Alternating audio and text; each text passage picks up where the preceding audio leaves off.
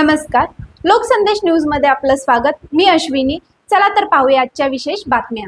जय अहिल्या प्रतिष्ठान खनभाग नवीन धनगर गल्ली सांगली मंडळाने पुण्यश्लोक अहिल्यादेवी होळकर जयंती वर्ष तिसरे जुन्या परंपरेनुसार शांततापूर्वक पुण्यश्लोक अहिल्याबाई होळकर जयंती थाटामाटात साजरी केली।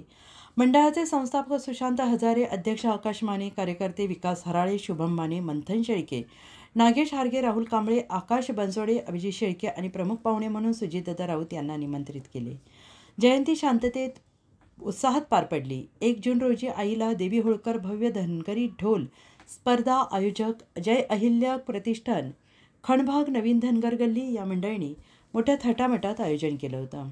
मंडळाने आणि प्रतिष्ठानने धनगरी ढोल स्पर्धेची सुरुवात आमंत्रित पाहुणे मान्यवरांनी पुढाकार घेऊन सुजितदादा राऊत यांनी श्रीफळ वाढवून मंडळाची, प्रतिष्ठाची आणि स्पर्धेची शोभा वाढवली। धनगरी ढोल स्पर्धेसाठी भव्य बक्षीस ठेवले होते। महाराष्ट्रातली नावाजलेली मंडळी यांचे धनगरी ढोल स्पर्धेत 11 स्पर्धक संघाचा समावेश होता।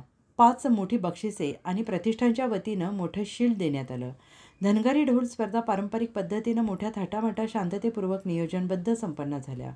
पुण्यश्लोक अहिल्याबाई होळकर जयंती धनगरी ढोल स्पर्धा आयोजक जय अहिल्या प्रतिष्ठान खनभाग नवीन धनगर गल्ली सांगली उत्सव शांततेत पार पडला।